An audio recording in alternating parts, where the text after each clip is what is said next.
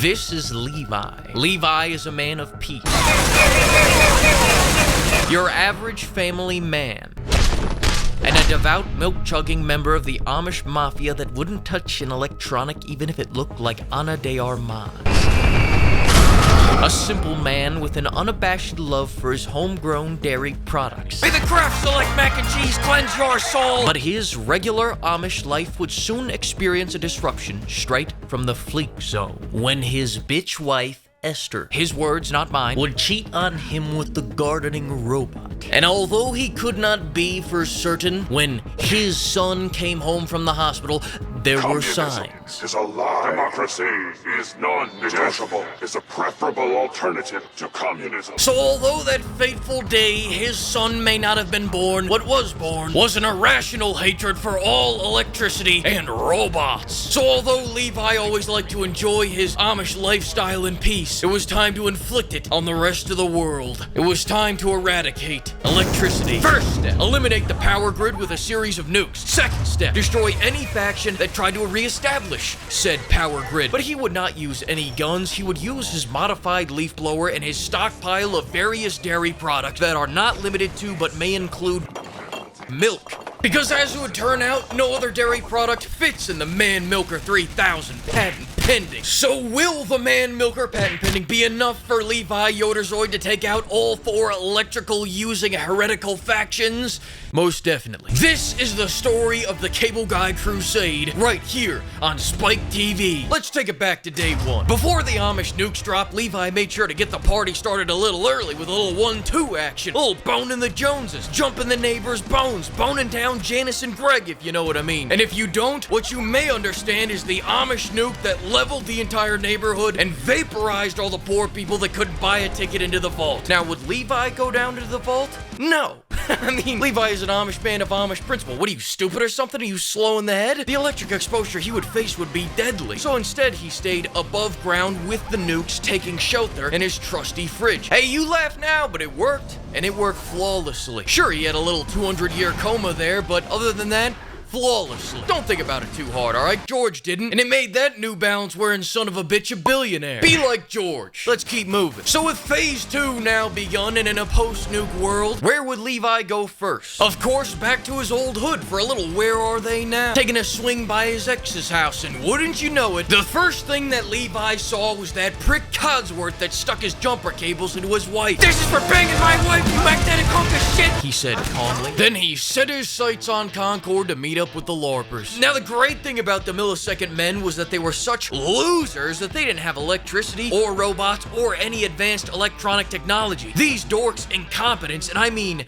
dribbling foolishness, would save them from Levi's wrath, which worked out for Levi as well because all the quests that lead to the Institute are tied to the Millisecond Men being alive. So with that being said, he set off to meet up with Gravy, but before that, he stopped at the Red Rocket to pick up his trusty companion, Thick Meat, who survived 200 years in a nuclear blast because the type 2 diabetes within burned brighter than the atomic bomb without. Flash forward and Levi is in the Museum of Freedom in Concord, but he can't get to the LARP hood of plastic because they're being pinned down by raiders. But this was no problem for Amish Levi because the Man Milker patent pending was built to help bros in need. 1, 2, 3, 4, 5 shots missed. As it would turn out, the junk jet blew ass more than it did death. It was so aggressively shit at hitting the target that the camera angle was swapping around 3 times per minute to capture the magnitude of just how shit it was. It was like that scene from Taken where Liam Neeson fights old age, bad joints, in a fence. Biggie had to resurrect just to give Levi a little bit of his dignity back. It appeared this was not going to be a milk run. So Levi took matters into his own hands and raw-dogged the rest of the men until he reached Preston Gravy, who was very happy to see him. Why was Preston happy to see Levi? Because now he could unload all his manual labor onto somebody else. Excuse me, how long have you been doing manual labor? Here was the plan for his first gig. Use the power armor, run down the street, handle the rest of the raiders, be surprised by Macho Claw, shove Macho Claw, have a stroke, entomb yourself in the power armor and die a slow death burning in Amish hell forever for using electricity. Huh?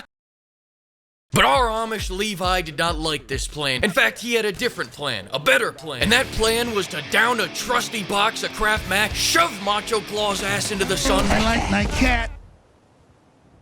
then return to collect his reward from Gravy and Granny and start their blossoming new friendship. Oh, it's just nice to have another Amish around here. I'll see you back at the cage wall. But just as he was stepping away, he noticed something. An impurity, an abnormality, a betrayal. The Minutemen were dirty power users after all. Oh boy, that was unfortunate.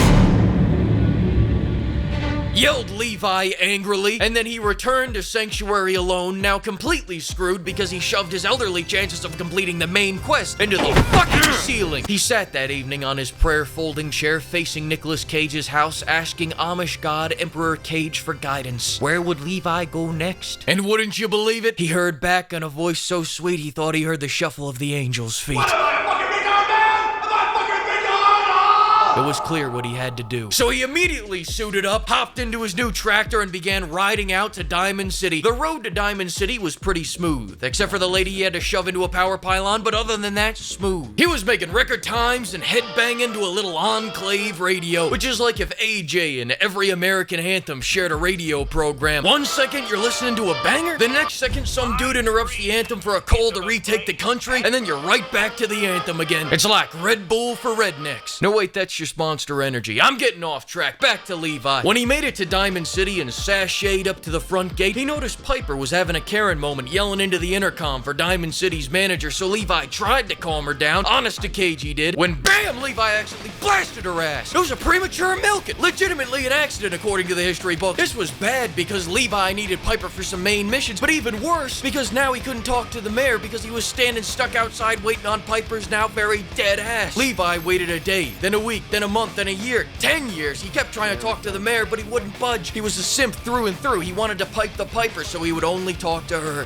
1 second, sir. So with Gravy dead, the main quest bugged out. Ain't not a chance Levi's gonna wind back the clock to drive to Diamond City for a third time. Yeah, I cut out the part where Levi had to drive to Diamond City for a second time after he tripped over a nuke on his first road trip because it wasn't important. What is important is that Levi's being forced to do something right now that he doesn't want to do. But his hands are tied. He has no other option. He had to milk every last citizen in Diamond City. Milk every last man, no Diddy. Milk on every last woman, no Kelly. And every child, no Drake. His hands were tied. There was nothing the milkman could do. His better fleek therapist told him hobbies are a great way to reduce stress and anxiety. Levi asked specifically if this would be okay beforehand, and the guy replied, "Hey, how the fuck should I know? You think I went to school for this shit?" Levi tried to be cool with some of them, play a little Nerf, but unfortunately, the Diamond City civvies were pretty shitty at catching things. I guess they're more of a softball city. Now with Diamond City completely milked, the bad news was Levi had no way to buy materials, no way to continue the main quest line, and he could never come back. The good news was Levi realized he had the location to the next target in his pocket this whole time. The railroad. What makes the railroad special is that they are special. Needs some help disguising their path to their secret base a little bit more because they mark their base with a big ass red line that goes across town, and then they make the password to their secret faction HQ the name of their faction. It's like making your password.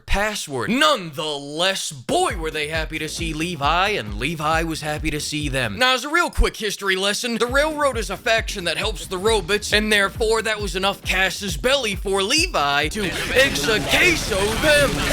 This event is not canon. This event is not canon. But Levi did not actually kill them there. No. He was in this for the long con. He needed into that main base so that he could wipe out all the electric users inside and wipe out the entire faction. Now, this would mean Levi would have to compromise his swearing off of electricity, but as the leader of the Amish cult, let's be honest, it was no longer Levi's duty to abide by every rule all the time. A cult leader's only real duty is to bang all the other cult members' wives. It is known. And so Levi marched out to the middle of nowhere, met with Deacon to complete the railroad initiation mission, shoved his stutter-stepping ass into the sun, then ran into the first man that wasn't happy to see Levi. And after a thorough, deep, and inquisitive conversation between three completely normal people, this frowny bitch finally led Levi to his very first synth hideout so that he could spend some quality time with his son. Don't feel bad for him either. He's having a blast. Chinese aggressors. Using him to kill the socialist sense is like taking this kid to Disney World. He loves it. Lethal force. course. Engage. Once all the synths were dead, Levi turned in the quest and they let him into the main base. Would he attack now? No. He had a feeling that he could make it just a little bit further. So he did all their side quests, and guess what? It led him to the location of a second synth hideout. But not only that, along the way in doing these side quests, Levi had the good fortune of finding a double D rated side companion. Now you may be wondering, why is that lucky, Grand Elder Fleek? Because you remember how you asked where Levi gets his milk from? Well, do you see any cows around here?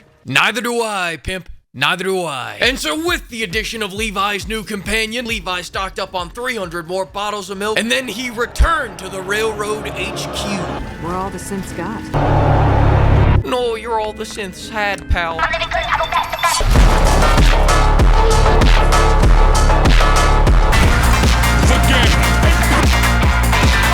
All hail the dairy gods and all hail Nick Cage. May the Kraft Select mac and cheese cleanse your soul. Then next weekend, Levi moved to the second synth hideout and battered them down, then entombed them in Kraft mac and cheese and once again plastered their walls with Nick Cage murals. That was the end of the railroad. 2 factions down, 2 to go. Levi couldn't get any higher. But unfortunately, his mind and bones were decaying. And it's because of all the electric disruption he's been experiencing lately, aka ED. That elevator ride to the second synth hideout was 15 minutes of exposure. That's too much for an Amish man. When he returned to Diamond City to fix his milk launcher, not even the guards could recognize him. But he recognized their impure electronic souls, and so he pulled out his Glock 17 to absolve them as fast as he humanly fucking could. Levi didn't have much more time. He had to do what he had to do. But after contacting the Brotherhood of Steel, something about being near Paladin Dance for so long was starting to cause young Levi's decay to accelerate to the point of experiencing whiteouts. He'd just be jumping, then flash! He's pummeling a Sharpay into the afterlife! Then just as he finished pummeling the super mutant's nuts and resolving the issues his unconscious self had caused, flash again! And here's Levi lighting up a fully automatic 1911 that was augmented to win a third world war, convincing a man that he could solve his severe post-traumatic stress disorder by making it present traumatic stress disorder if he just rejoined the Strugglehood of Steel. After that, he tried celebrating by taking a dip in the lake. Flash! And now here he is besieging the Brotherhood of Steel's packed outpost with the G-Team. Bullets flying, bobs bouncing, and he's setting off more car bombs than the IRA.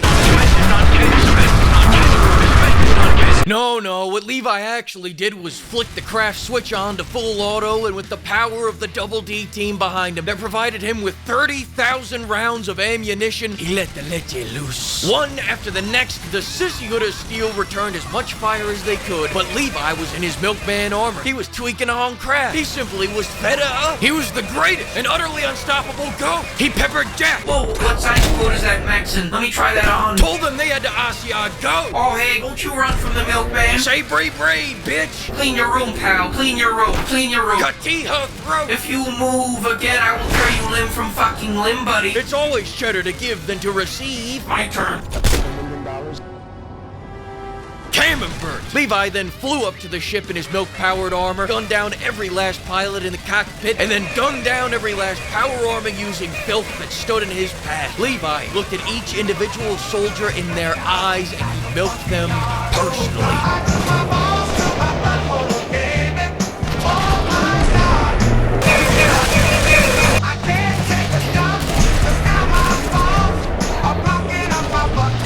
Until the very end, where his power armor died and his milk gun broke, and he was forced to hop out of the milkman armor to piece up those udders with his God-given dairy products. Those brittle bones, baby! And what he discovered was that he was the ultimate dairy product all along. The prodigal son of the dairy industry. The bringer of end time. The one true calcium king! Once the Brotherhood of Steel was finished, Levi did his signature burial, then he leapt off the ship and threw the soil straight into the Institute. Oh yeah, that isn't your average plot hole right there. That's a plot black hole, but I'm moving in 2 days, and I gotta finish this ballad now. So yes, straight into the Institute faction HQ he goes, where they're replacing humans with damn walking, talking iPads. And then he proceeded to bone every last one of them. Systematically, he laid the smacketh down. Not one of them stood a chance against Levi, because he had calcium, and they did not.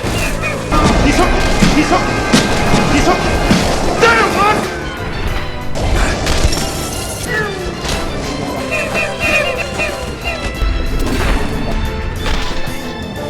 When he ran into the real real fake Sean? Oh, say bree bree, bitch. Oh, my bad, I already used that one. Say good night, bitch! When he ran into the man that ran the Institute, I will swish your entire family's throats. It's a monster mash. Fed a fist. I will degrade and cheddar jack you up, buddy. Gouda Wakar. Fuck this.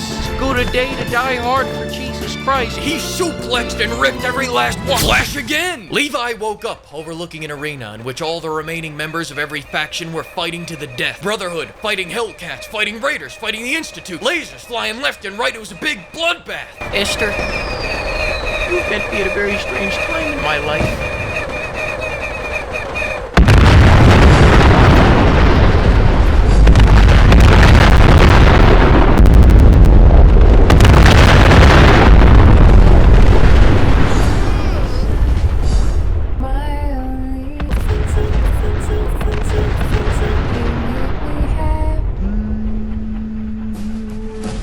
Fancy, fancy, fancy, fancy, fancy.